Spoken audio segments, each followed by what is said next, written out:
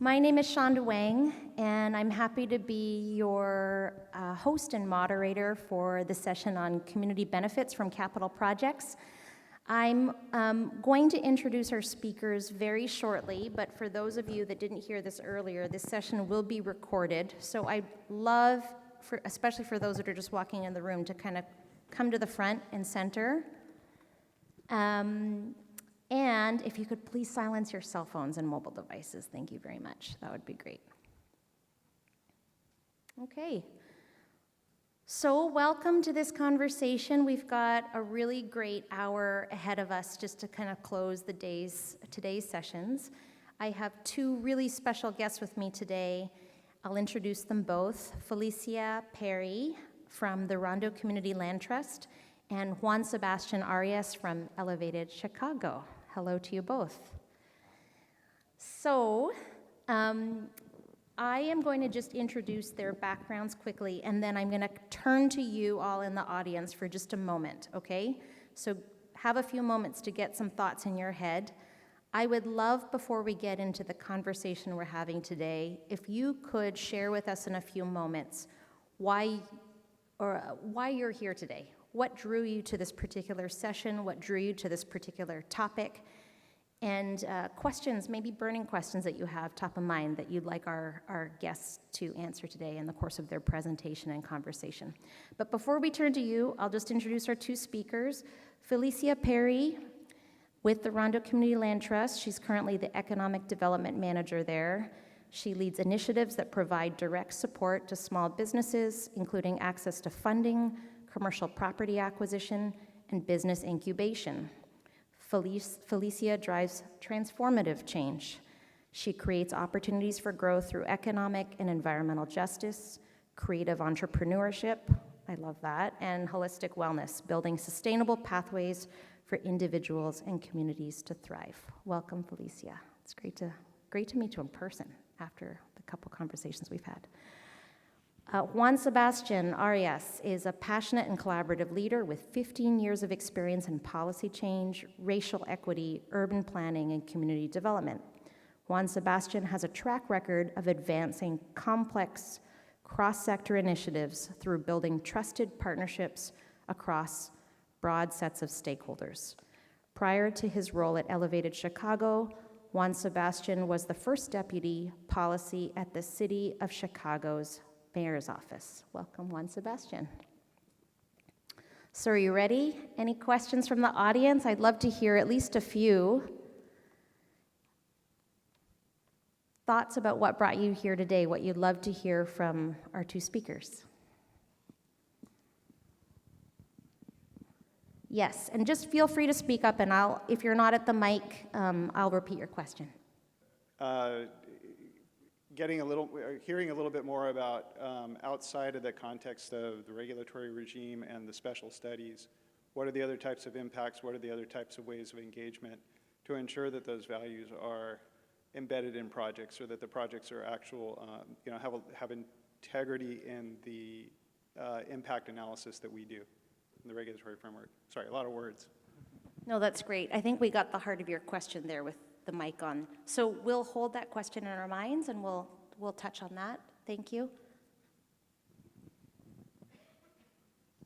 I feel like this is in the same vein, but so much of the planning we do is transactional. Like we do a plan and we may have great ideas and great community engagement, great ways that it can benefit people, but like how do we build in the infrastructure that we need to keep that going through the life cycle of the whole project? Great question. Okay, another question over Hello, here. my mic is on. Hi, my name is Ryan. I'm from Pittsburgh Regional Transit. And one thing that we're really struggling with in Pennsylvania is we have no money. And it's just hard to get internal buy-in. So how can we justify community benefits without a explicit financial return on investment or financial quote-unquote benefits? So something I'm always thinking about. Wonderful. What great questions. I'm going to hop on the stage to avoid the stairs. Any other final questions? Hillary's got the mic here in the center if people do. Great. 3 really rich ones, so we'll hold those top of mind. With that, I'm going to turn this mic to Felicia to give our context-setting presentation. Both speakers will present for about 7 minutes each, and then we'll get into the conversation portion. Thanks. Thank you so much, Shonda. Hello, everyone. Good afternoon. Good afternoon. Ooh, I love a response. I love a good call and response. So in our greetings, I love to get a reaction out of folks. Okay, I'm going to bring up my notes here so I stay on track. All right, so good afternoon. I'm Felicia Perry. I'm the Economic Development Manager at Rondo Community Land Trust that's located in St. Paul, Minnesota, where Prince is from.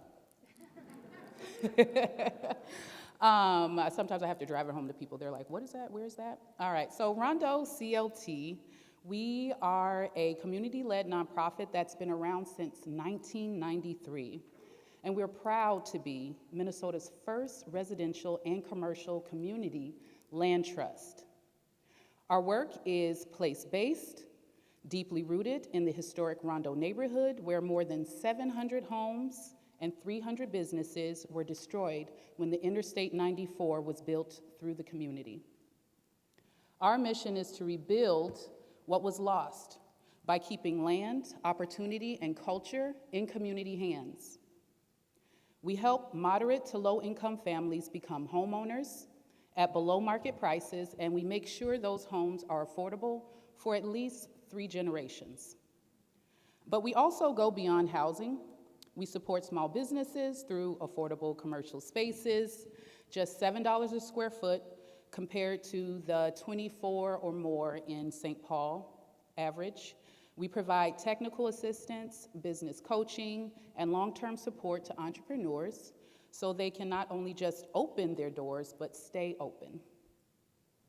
We invest in arts, food, and cultural spaces that bring people together. Projects like the Golden Time Cafe show how our work keeps economic and cultural life thriving right where it belongs, in the community. That's what we call a Rondo Renaissance, a revival of community ownership, culture, and the opportunity that's transforming what it means to build wealth and stability locally. As I said, over 700 Rondo homes and 300 businesses were lost to I-94. Now, if those homes had not been destroyed, they could have generated more than $157 million in intergenerational wealth. That's why our work is rooted in repair and restoration. Not just building structures, but restoring legacy and possibility. Our framework is values-driven and community-led, centered on solidarity with the communities we work with, shared equity and ownership, ecological sustainability, and culture as a source of power and of healing. It's how we make people whole again.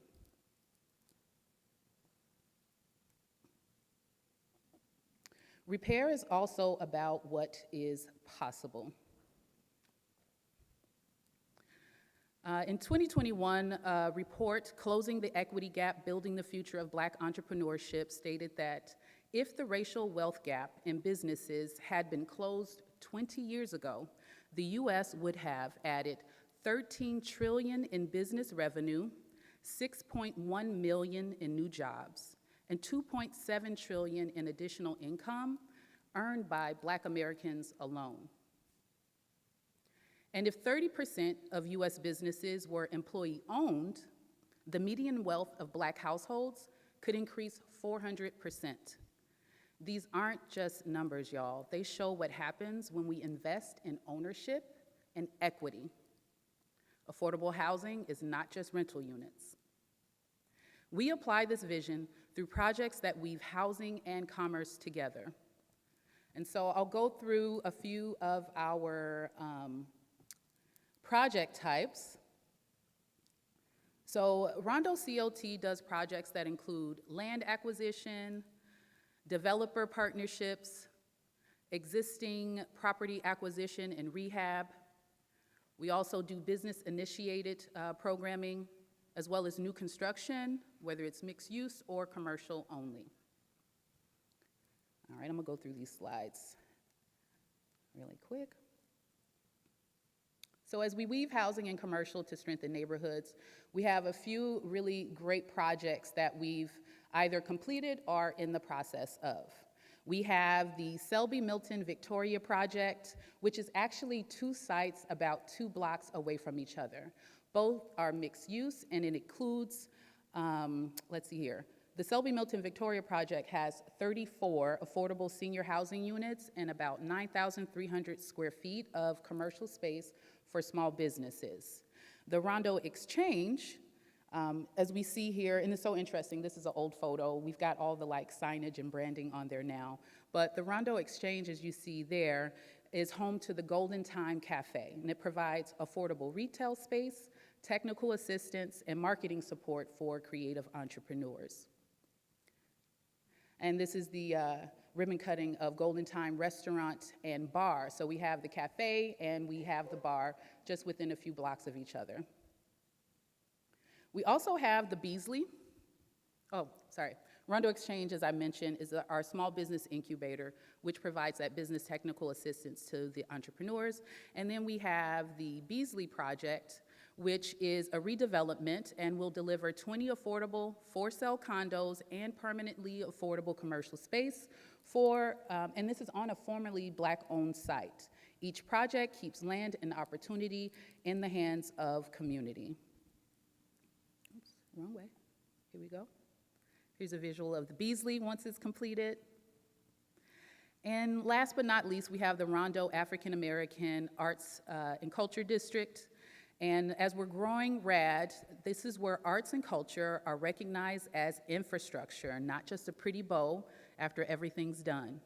Through murals, district flags, and transit activations, Rondo's story is visibly rooted in the avenue itself, a testament to how creativity drives community healing.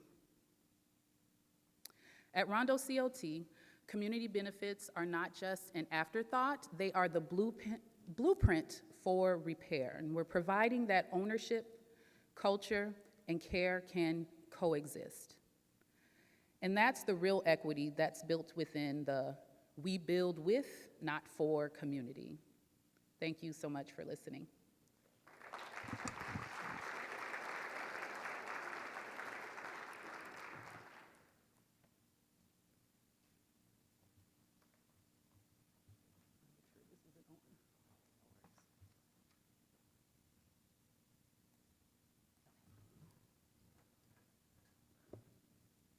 All right, good afternoon.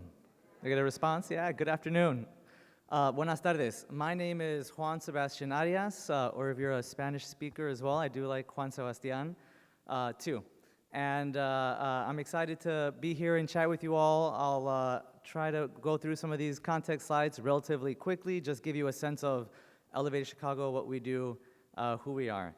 So to get us started, Elevated Chicago, we are a multi-sector collaborative that's entirely focused on promoting more equitable development near our public transit system in the city of Chicago. When I say we're a multi-sector collaborative, that means that that our members include community-based leaders, artists, affordable housing developers, government officials, CDFI, philanthropy, and the list goes on. And when I say that we're a collaborative, what that means is that really the core of what we do is building bridges. It's building relationships and trust around this common goal, this shared vision that we have. It's a lot of translating work. It's a lot of connecting and breaking down silos. And that was intentionally part of the design of Elevated Chicago, recognizing that it's going to take all our different sectors working together from different neighborhoods, from different organizations, in order to bring our vision of ETOD to life. And like I said, our entire focus is on equitable, transit-oriented development. We fundamentally believe that every Chicagoan should be able to live and work in a walkable, vibrant, thriving neighborhood that's connected to public transit, and we recognize or we see public transportation as foundational to thriving neighborhoods. It's foundational to individuals' access to opportunity, and we have the benefit in Chicago of having a legacy public transit system that we are, even if we can get hard on it ourselves as Chicagoans, that we're very proud of, and that we recognize are really opportunities for opportunity, for investment, for improving, driving forward more equitable outcomes. Here you can see this illustration that we've put together or worked on a few years back that show what we mean when we say ETOD. I know ETOD is a common or accepted phrase in this room and at this conference, and in a lot of the rooms that we're in back in Chicago. It's taken some effort to really build up this awareness. And tools like this illustration that show that ETOD is a mix of how all these elements come together to build the communities that we know residents want to live in. And as you have noticed, we are very explicitly leading with equity in our vision of TOD. That is explicitly, unabashedly our goal and part of our values. And by equity, we mean equity as both a process that is community-driven, community-responsive, and also equity as outcomes, where individuals and neighborhoods have the resources that they need in order to thrive. And Elevated Chicago came together 8 years ago, recognizing that the way that TOD was happening in the city of Chicago was not equitable. The benefits, so the city of Chicago has had a TOD policy zoning ordinance in place since 2013. The benefits of that ordinance were concentrated. 90% of all TOD projects in Chicago were happening downtown or in affluent communities along the north side and on the northwest side. And TOD was failing to address one of the biggest challenges facing many Chicagoans, especially Black and Latina communities, and that's the challenge of displacement. Displacement that's driven both by gentrification, that's driven by accelerated real estate markets, rising housing costs, and also displacement that's driven as a result of historic disinvestment. The closure of grocery stores, of public schools, of healthcare facilities in majority Black neighborhoods across the south and west sides. So that is those reasons are foundational to why Elevated Chicago came together and why we are explicitly an equity-forward coalition. Now, just to give a few examples of what that looks like in action, 8 years into Elevate Chicago's history, we now have we have more and more stories and examples to share. They range from affordable housing projects. Okay, there we go, slides are up. They range from affordable housing, 100 units of affordable housing built on a former underutilized city-owned parking lot in a rapidly gentrifying community, to a new community space and a coffee shop that was the first new construction in over 50, 60 years along a corridor on the west side of Chicago. ETOD in action for us also means that there's intention in the process. It means city-led, community-driven, equity-centered planning processes like we saw along the 95th Street corridor, which just recently put together this ETOD plan. And it also means the activation of underutilized spaces, the planning of sunflowers on vacant lots near a Green Line station in the south side of Chicago to bring some more joy and some more liveliness to that corridor, to that corner too. These are all examples of how we promote and look to advance ETOD across Chicago. Our work generally focuses on people, place, and process.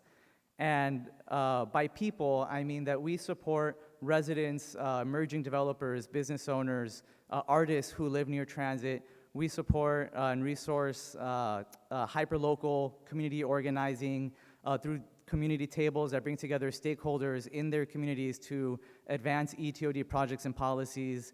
We support public education, creating informational resources, ETOD explainer videos. What is ETOD? What are the benefits of right-sizing parking? We have one coming up that's focused on density and the benefits of intentional density. We also, as I mentioned, focus on transforming place, transforming the built environment around that walking distance near public transit. Just a few years ago, we launched with our partners this very exciting technical assistance program, Elevated Works, which was intentionally designed to bring support, systems navigation support, coaching, technical assistance matches to largely first-time emerging developers who know what they want in their neighborhood and just need some extra help to navigate the different city processes, the financial processes, all of the work that goes into it. We also are focusing on promoting more creative placekeeping efforts this year, and in general have also been doing work around walkability. I'll give a short shout out to a TikTok series that a former employee of Elevated Chicago incubated, launched, and continues to run, Can You Walk There? Which continues to lead us to new connections, including a local TV news anchor in Chicago whose daughter saw the TikTok, brought it to him, and then asked us to join his show to talk about our work promoting more walkability near public transit too. Last, we also push for new processes. We push for more inclusive and meaningful policies and processes. We've worked in the past with the city of Chicago to launch, develop, and get approved the city's first ETOD policy plan from 2020 to 2021. And then we worked with across our coalition members and with the city to pass comprehensive zoning reform in the Connected Communities Ordinance too, which I'm happy to talk about later. But really at the core of this, what we're doing is bridging community, bridging government, bridging all our different partners and members around our vision for ETOD and advancing and being intentional about how we push and promote policy that's in line with that. Last thing I want to note is that a core piece, as I started off in our framing of what equity means for us, a core piece of our vision for ETOD is also working with community and with, not for. And we do that, or we see the importance of having more delightful, joyful community engagement as a part of that. We launched this toolkit earlier this year, building on several years of research and development into community engagement principles. We launched earlier this year this toolkit, the Infield Toolkit for Delightful Community Engagement. And it's actually, we have our partners, Dual Development, are in the public square, and you can actually go see this toolkit. It's meant to be a resource to really equip policymakers, built environment decision makers, developers, planners, with a new resource for planning out your engagement. There's different resource cards with different tactics and strategies, and even some synthesis cards to help you make meaning out of it all too. Anyway, I'll pause, or I'm gonna wrap up there with just a little bit of the ways that Elevate Chicago looks to bring community benefit to the capital infrastructure, the capital investment we have, really following the lead of what community residents know that they need and what they want in their neighborhoods, working across silos, across sectors to bring those visions to life, and being intentional with policies and investments and how we can drive more public and private funding to ETOD while also changing the systems, the rules of the system that dictate how neighborhoods are built in Chicago. And I think with that, I'm gonna sit down and we'll start our conversation. Yes, that's right. Thank you very much, Felicia and Juan, Sebastian.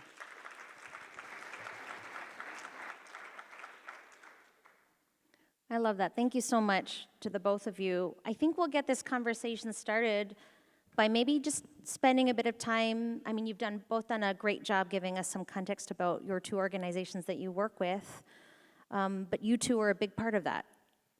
You know, I think the work really starts in the couple conversations I've had with you all. What I've learned is that this is all very personal work. So I wondered if you could, with our audience here, just start with giving us a glimpse into who you are, and specifically who you are and how that drives you and has brought you into the work you do and drives you on a day-to-day basis. All right, I can start. This is on. Yes, this is on. Thank you. All right, so who am I? I am a born and raised Chicagoan, son of Ecuadorian immigrants. I grew up in a transit-rich, walkable neighborhood, half Polish, half Latin American immigrants. And my grandmother was a CTA, Chicago Transit Authority employee for 20, 30 years. I kind of lost count.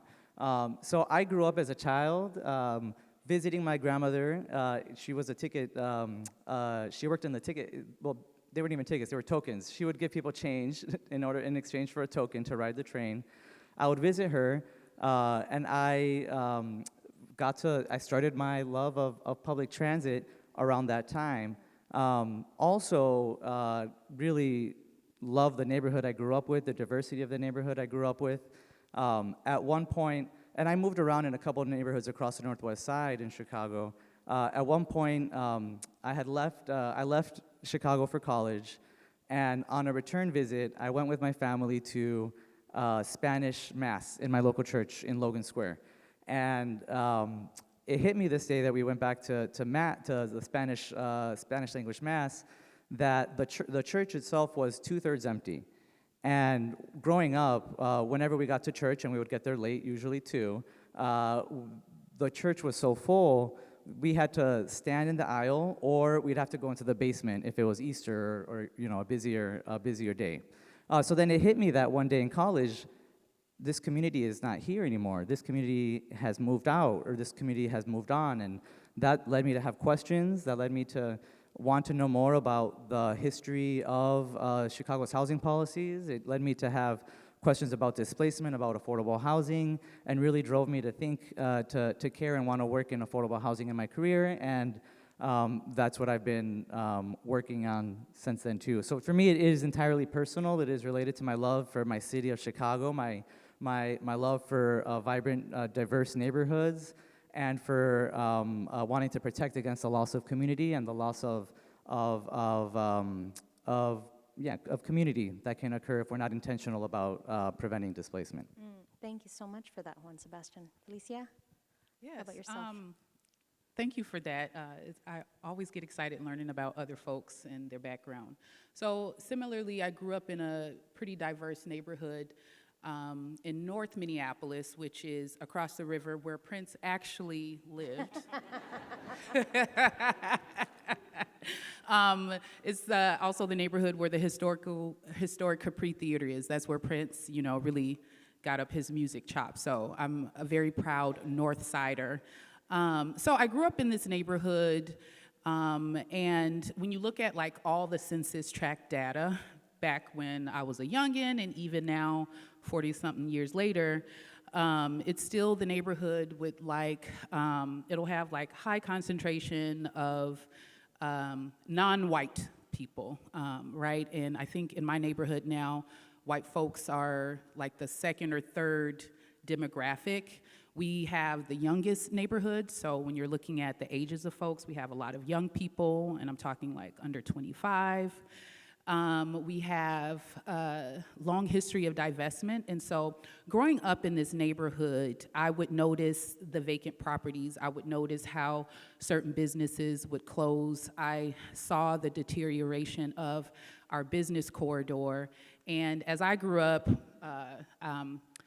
I traveled the world not for school, but in my different works, right? And being able to go to other neighborhoods and places and experience them. And I would often have these questions around, well, why don't we have that? I think growing up in it, I didn't realize how it was really, I didn't have anything to compare it to till I went somewhere else. And so I would ask questions around wait a minute, well, what happened to the grocery store? And why isn't another one coming back? Or why are all the food places, fried food places and, crime and all those things? So I wanted to be a part of the change. We say that a lot in my neighborhood, be the change that you want to see. And so my work sort of led me into this place around economic development through creative placemaking, and some work to throw, we have a 3-day arts festival we would have in the neighborhood called Flow Northside Arts Crawl, which would actually work with about 40 businesses and over 200 artists that lived in the neighborhood, right? And then we had this event called Open Streets West Broadway, where we'd close off 1.5 miles of the business corridor, and then the business would come out into the street along with community, and we'd have this amazing festival that generated lots of money and got a lot of visitors, right? And so through doing that type of work and the building up the infrastructure for those, I moved into this role of more focused on economic development and working with the business corridor. And that's sort of, over the last 10 years has transformed into doing the work that I do now. So this place-based work, this community-focused work, business and economic development has kind of been a part of the journey. Yeah, I would love the examples you were both able to share, both from projects that the Rondo Community Land Trust has launched successfully. In fact, the first time I chatted with Rondo Community Land Trust was with Makia, your executive director. She was in the stockroom of the Good Time restaurant just before it opened. I think it was like the week Yes. it was opening, so it was pretty incredible. And Juan Sebastian, same with you, such an amazing amount of examples that you were able to share. So thank you for that. I have some more questions on that. But no, it's interesting because I think between the three of us and our prep calls and trying to get to know each other, we not only talked about the personal, but why it's so important, not just in the work we're doing today, but also so extra relevant. And I can't underscore that enough, just so relevant now in the context of the very political work we do. And, I think most of us in this room have heard this concept of the personal as political, and different folks will talk about that concept, but this idea that we can only really start to fully engage in our public systems, our public realm, our public policies, if we're taking care of people's basic needs and requirements, housing, an ability to work and have a business. Felicia, you talked about, as you were speaking and presenting, about some of the work you're doing is really about making people whole again. Could you expand on that concept a little bit? Certainly. So I often tell people who have some context about Rondo is the freeway wasn't the only thing that displaced folks and caused harm, as well as it wasn't just buildings and people who were displaced. There was quite a bit of culture that's been displaced in Rondo. So this restoration comes out of community, I don't want to say need, what I'm told constantly, because again, I live in North Minneapolis, I work in St. Paul.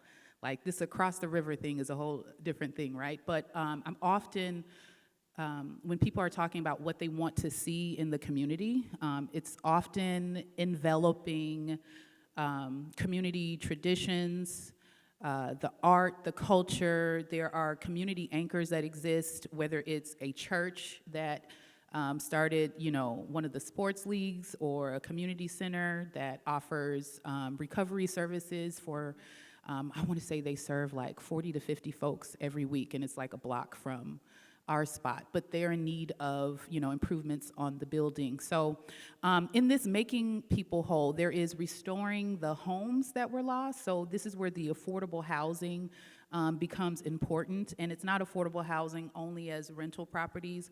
We're giving $150,000 in grants for home ownership. This is not a mortgage, you don't have to pay it back. And additionally, we're looking at up to another $60,000 that we grant folks for rehab, depending on the condition of the house, because we think that folks deserve dignified housing.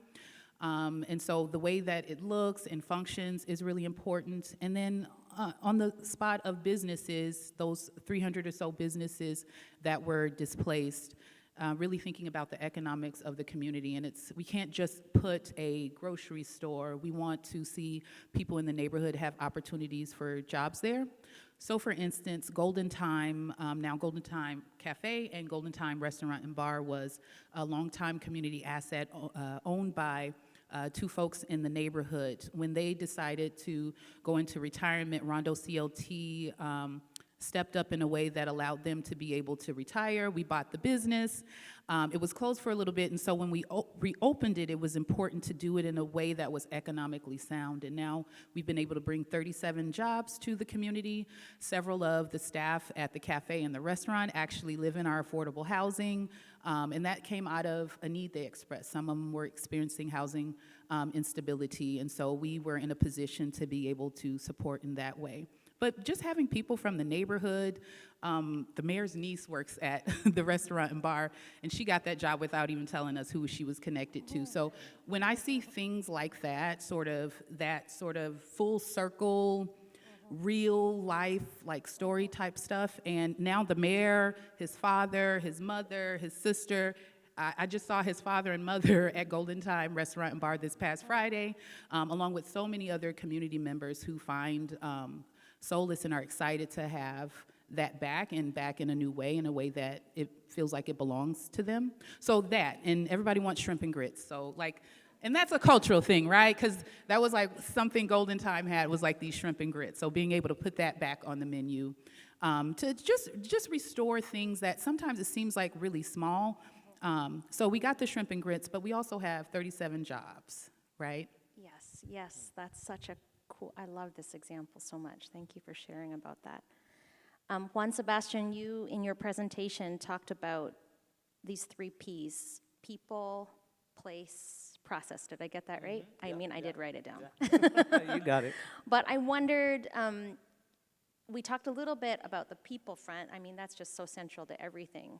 Could you speak and expand a little bit, maybe even through example, about your place-based approaches? We spoke about that a little bit, and some great examples you had about how you actually undertake that work. How do you seed it? How do you foster it?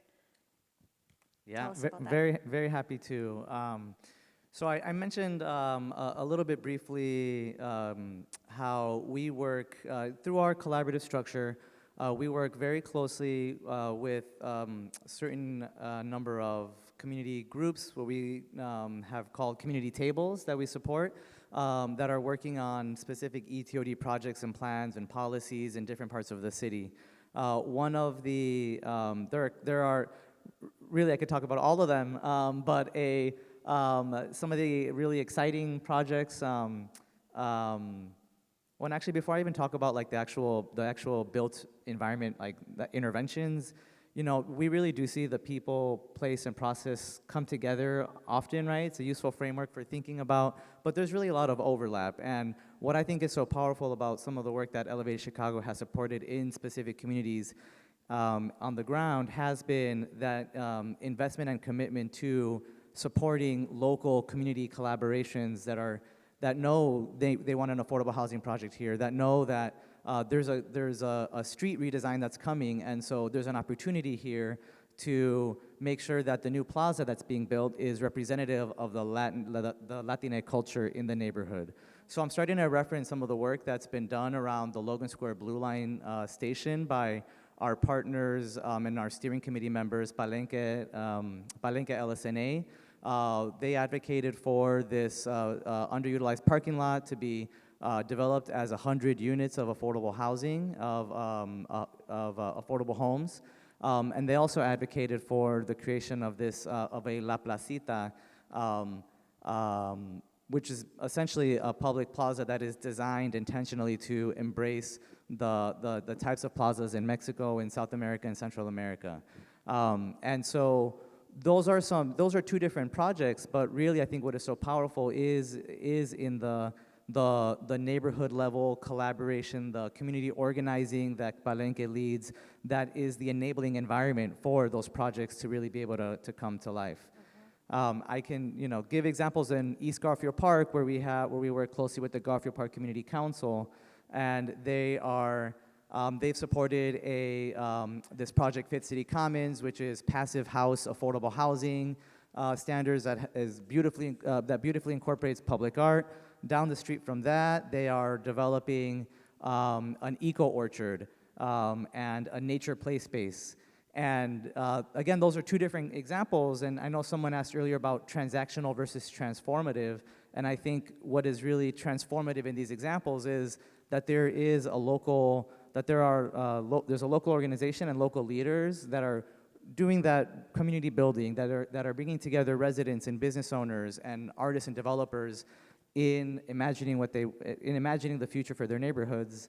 And I think at Elevate Chicago, we get the joy and the gratitude of being able to partner with them and then bring together all our different city colleagues, our different CDFI partners, our research partners to support those visions.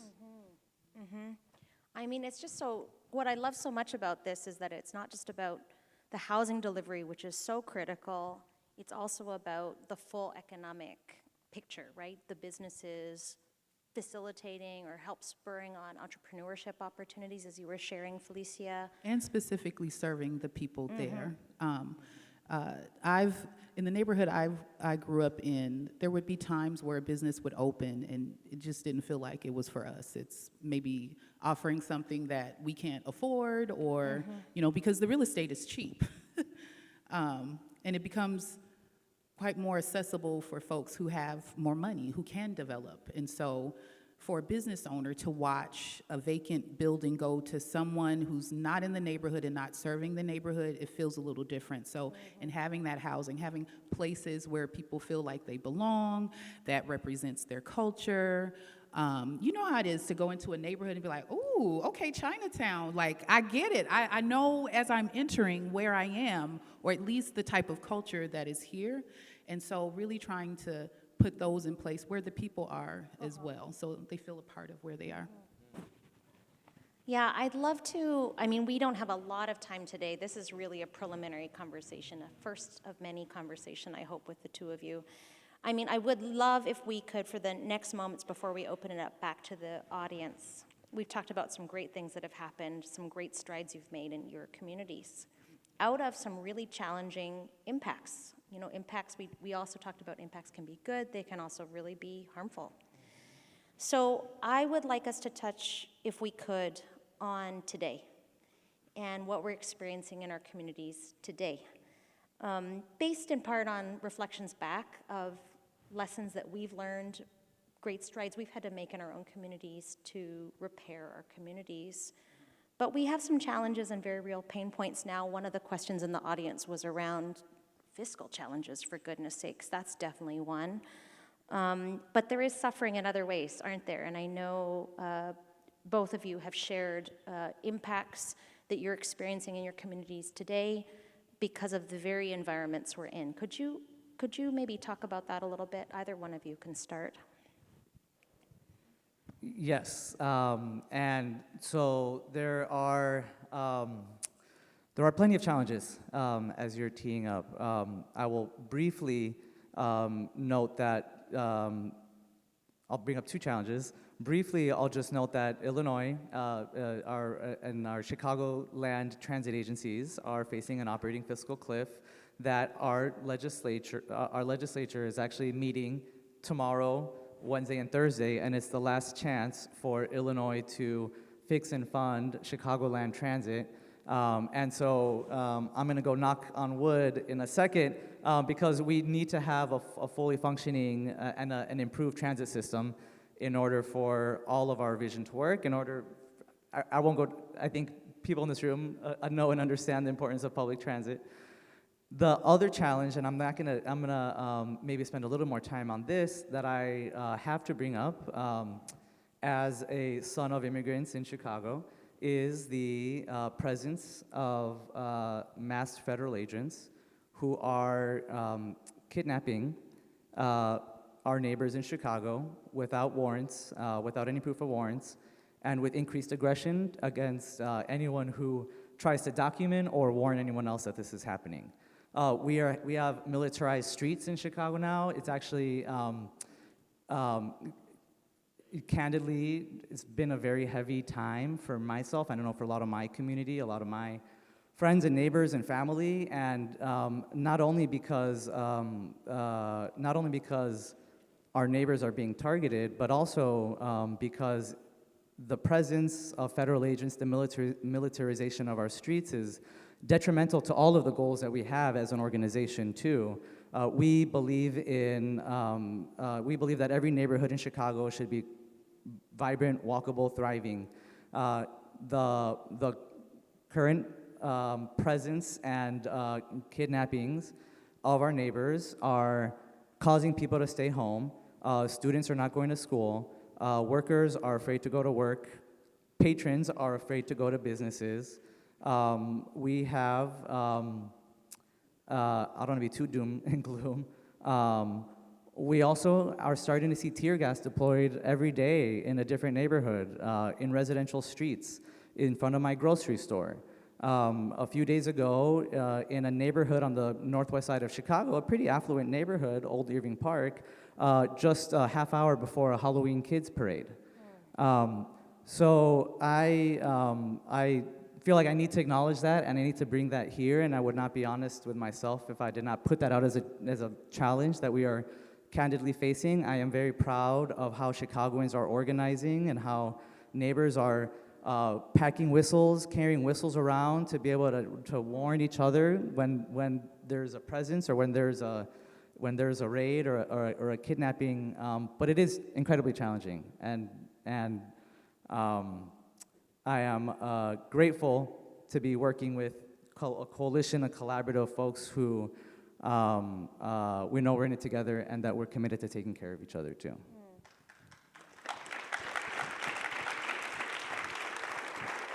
Thank you so much for elevating that, because we've been dealing with some things very similar to that in Minnesota.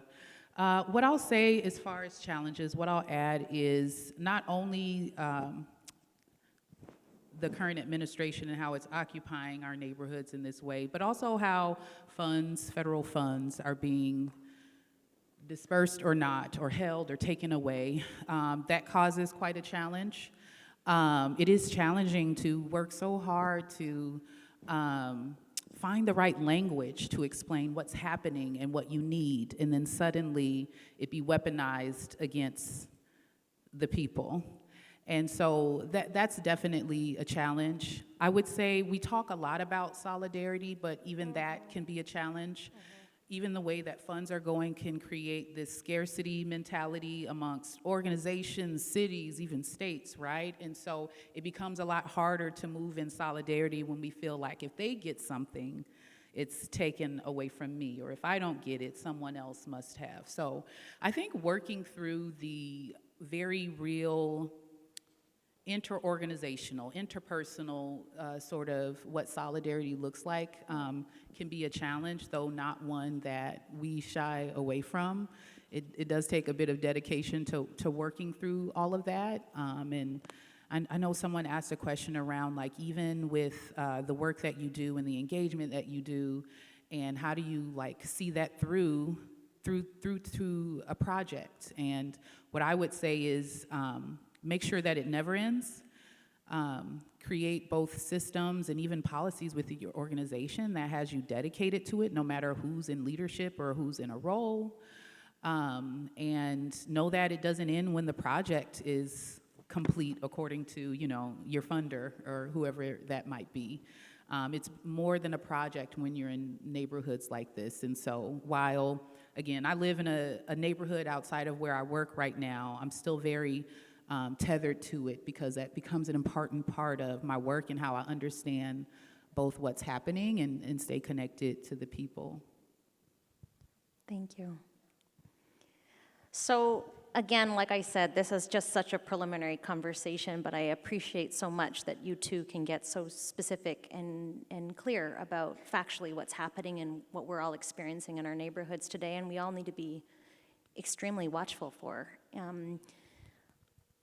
I would love to turn this to the audience, but one thing I'll share that Makia, who is Felicia's colleague at Rondo Community Land Trust, said, and I thought it was really just well put. Juan Sebastian was part of this conversation as well. She was talking about this, like the how do we stay encouraged, how do we work in solidarity and in fearlessness, really, in this context. And she said, you can be quiet and loud. Quiet and loud. Quiet and loud at the same time. Yeah, Ashe, yes. Yeah. She's great at that. Sometimes just loud. Well, with that, I mean, we have a few moments here before we wrap up this hour, but I wondered if we could turn it back to the audience. We did touch on a few of the questions that were asked at the top, but I think we'd all love to take some questions from the group. Yes, and please, I would encourage folks to use the mic. Hillary's got one there, and I'm great. How are you? So my question, there's got to be, you both embody and I've been with Revolution for a long time and Mpact. You both embody the theory, the vision, and the like. You talk about ETOD, and that T, which you talked about, the T is under threat because of what happened with people going to work and other things. And I'm wondering if you're seeing some greater difficulties beyond the cutbacks from the public side, but in terms of getting financing for ETOD projects, is it getting harder because the transit system is kind of under duress and there are these other pressures? I'm just wondering just what the state of capital movement is for projects that you're trying to work on. Yeah, that's a great question. In Chicago and Illinois, we don't. Only recently has there been in the city been a capital allocation towards ETOD specifically, like intentional ETOD projects, and that was through ARPA dollars and a one-time program that was set up, a one-time investment in pre-development grants, development grants that the city was giving out, and in a technical assistance program. But otherwise, in Chicago and Illinois, there's community development funding sources that are separate, that are not intentionally targeted towards ETOD, and that's something that we've been advocating for to be a more explicit priority. We are, I think we are bracing ourselves for less funding to be coming in, though one of the first acts of this current administration in Chicago, Mayor Brandon Johnson administration, was to pass a housing economic development bond, including some funding for a green social housing program, which I know is at least intentionally being thought about. There are some intentions in investing in green social housing next to transit and maximizing the climate and the affordability impacts. So there's some opportunities there, but I think we are bracing ourselves for it to be even more challenging for a lot of these development projects to come through. Yeah, I would agree. I don't know if I have much else to add other than part of what you were saying at the end. I was like, yeah, you got to get kind of creative. What I have noticed is that with the TOD funds, it is a lot easier to have a strong institutional, like the city, the county, so those relationships have been super vital and integral to us getting awarded some of our projects, as well as having some creativity around what we're developing and who our partners are, right? The community partners, so whether it's, another community organization that you're partnering with, and like I said, particularly if there's a government institution, city, county, I'm missing one for state, even the state, and being able to really get be in good relationship with them and the folks that work in those departments has been really powerful for us. yes. Thank you for sharing your stories. I work for LA Metro, so I understand what your communities are going through.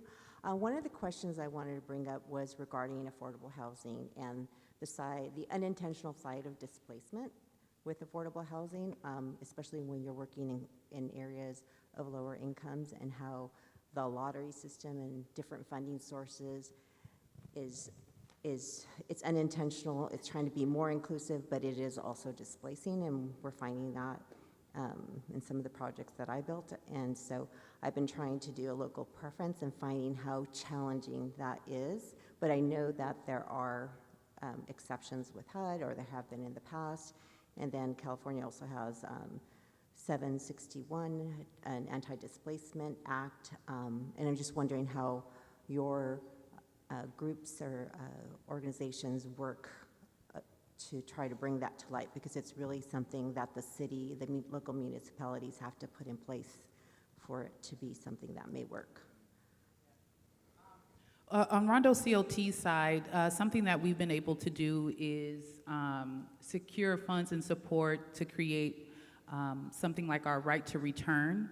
So knowing that folks were displaced or they have felt the impacts even through, their families from the displacement that happened years ago, we have been able to have funds that allow us to give additional grants to people who are wanting to come and live in the Rondo neighborhood, and it's based off of income, right? And so even our grants are 80% AMI.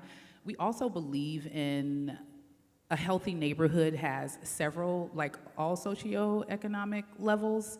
And so what I have found is that a lot of affordable housing solutions are focused on bunching everyone all into the same space, which makes it easy for such large displacement to happen when there are certain shifts in the economy and in the neighborhood. And so in really incubating a neighborhood that's what I would consider healthier, with having those different levels of so different types of housing and us all existing in the same place becomes really important in that. So I hope that was helpful in kind of. No, absolutely. That's Yeah. one of the demographics that I looked at. There was a lot of PSH concentrated in one particular area, and I agree with you completely with this. But I think it's something that we often don't talk about because we're so focused on building the affordable housing, and then we don't talk about the unintentional consequences that can happen. I don't know how much y'all delve into like GIS maps. I'm a data person, I love information. I've found it really helpful to be able to show people visuals, because even the people in charge don't always think from that level, right? So I found it really helpful to give them visuals of what's actually happening. Okay, if we overlay this census tract on income level, and then we overlay, that map then with where the investments have gone, like the map you showed us about where investments and stuff have gone. Those become really great bargaining and negotiating tools. I am not above shaming our elected officials. And so being able to say either this could be a great opportunity for you to be the first to invest in this opportunity, or be like, yo, Minneapolis has already done X, Y, Z, and so when are we going to do that sort of thing? But giving them that data and that visual, because you can't assume they're elected official and that's like their bag, but that has been tremendously helpful in some situations. Great, thank you. So they can see what's happening, right? Yeah, thanks. Thank you. Let's take at least one final question. Go ahead. Hello. I'm Ashley. I appreciate both of you for sharing your personal experience and the work that you're doing to kind of better the community as well. I have a lot of thoughts wrapped in this question, in the simplest terms, because of the kind of, what's the word? The tenuous status of federal and state funding around some of the projects that you have right now are more localized means of, like, are you guys considering TIFFs as a way to kind of fill the gap for some of these types of projects? And to your point about being more co-conspirators, it's not the word you use, but I'm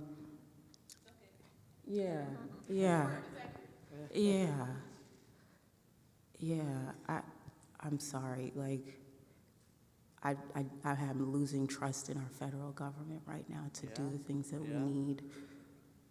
They said we only need $30 for free health care from every person in the United States, and we can't do it. We're paying $700 out of every person to pay for a Department of Defense that's now attacking its people, my family included, right? Like, how do we start to think about how to work together and find people who care about what we care about and gather that funds to do the things that we need to do, because it's crazy, right? So TIFFs. Thank you for your question. Yeah, thank you. Yeah. Yeah. Thank you for the question. I'm hedging a little bit because TIFFs is a whole conversation in Chicago. It's a tool that has been used and abused, and and has a lot of complications and has not been effective for promoting redevelopment efforts in the neighborhoods that need it. And so I think that's a complicated angle on the question for me, but what I would say to some of your other comments, I feel like in Chicago, a phrase that I just hear in almost every space lately that I walk into, every group, is that no one's gonna take care of us except for us. No one's gonna come to save us. We need to take care of each other. And I do not know exactly how that translates into finding out what that financing mechanism or tool is that will help some of these projects. I think I know there is a lot that can be done to change the system, the ecosystem, the rules that define development, that define the rules of the game for what it takes for a small business or for a nonprofit or a resident who knows what their neighborhood wants, for them to be able to move that through the city's processes. So I think there's a lot of room in thinking about how you can change some of those steps to make development a little bit less complicated, a little easier. Will that save enough to make up a big gap in a capital stack? I'm not sure.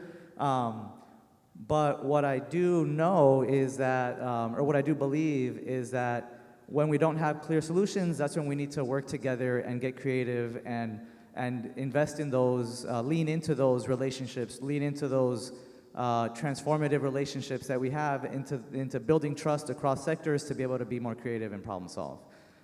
So I think there's a lot of adaptability that we will be needing to lean on. I think my guess is a lot of cities and regions are going to have to look to how we can each individually work together more, and maybe there's opportunities to partner with cities across, different cities, across cities too. But I think we are being asked and tasked to get more creative and to break down our silos even more.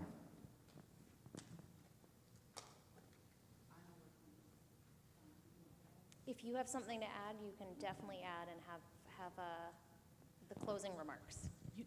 What I'd like to add is, I hear you on the co-conspirators. We can use that word. I know we like collaborators, co-conspirators. And I don't know how often you and your collaborators or co-conspirators meet and plot. But are we conspiring or not? You know what I mean? So get together and conspire. Because, sometimes it takes maybe a group being in agreement on something and then going for the big bucks together with already knowledge and a plan on how we're going to allocate it. Everybody has their role.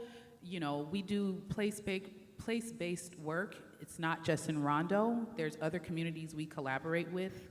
We're part of a shared ownership collaborative, so we're working with folks on other sides of St. Paul and even folks who serve people in Minneapolis and other cities, doing concerted efforts around projects that might impact more, say, the west side of St. Paul, where they're doing work in the West Side Flats to get ownership back to the tenants and some reparative work there, right? So I think keep meeting with your conspirators. At times like this, it becomes really imperative. I remember when COVID and after the murder of George Floyd in Minneapolis, there were those of us who were coming together initially around crime that was happening on one intersection of our neighborhood, and then it turned into the whole corridor, and now we're thinking about the neighborhood years later after we've been able to change ordinances, get funds for things, hold vacant property owners who are in other countries accountable, and take some land back for the community. But that was working with the city, CPED, our Economic Development Department specifically. The county's on this call. Once a month we meet, and we've been doing that since 2019. And then there's committees in between. And it's a commitment. I remember when we first started it, I was the one who's saying, okay, this sounds really good and it's cute, but are we committed as an organization or individuals working at an organization? And we all committed as organizations and entities. And even that work with the city, they've been able to help us get the money to do demos or environmental stuff. And they've been co-conspirators in that.